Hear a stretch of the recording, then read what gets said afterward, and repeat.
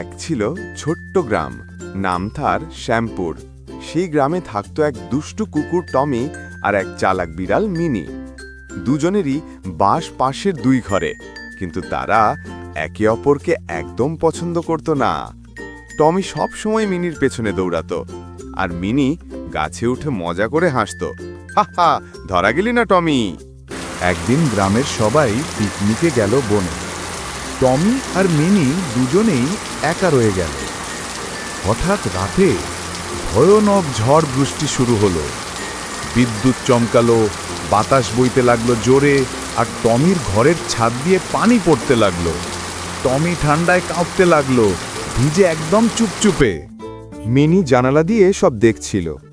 তার মনটা নরম হয়ে গেল টমির কষ্ট দেখে।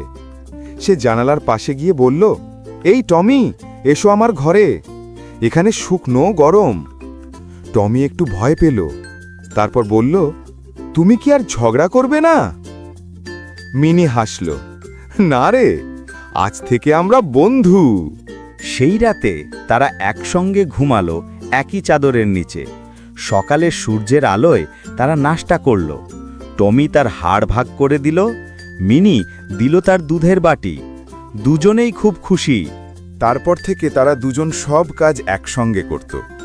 খেলতো, মাঠে দৌড়াতো, আর অন্য প্রাণীরা ঝগড়া করলে দুজনে মিলে শান্তি আনত। একদিন গ্রামের মেলা বসল। মিনির দুধ যেন কেউ চুরি না করে এই পাহারা দিল টমি। আর মিনি চুপি চুপি দোকান থেকে টমির জন্য মিষ্টি এনে দিল।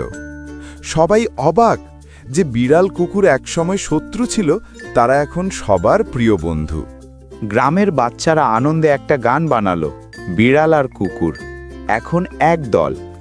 বন্ধুত্বে তারা জিতল সব খেল।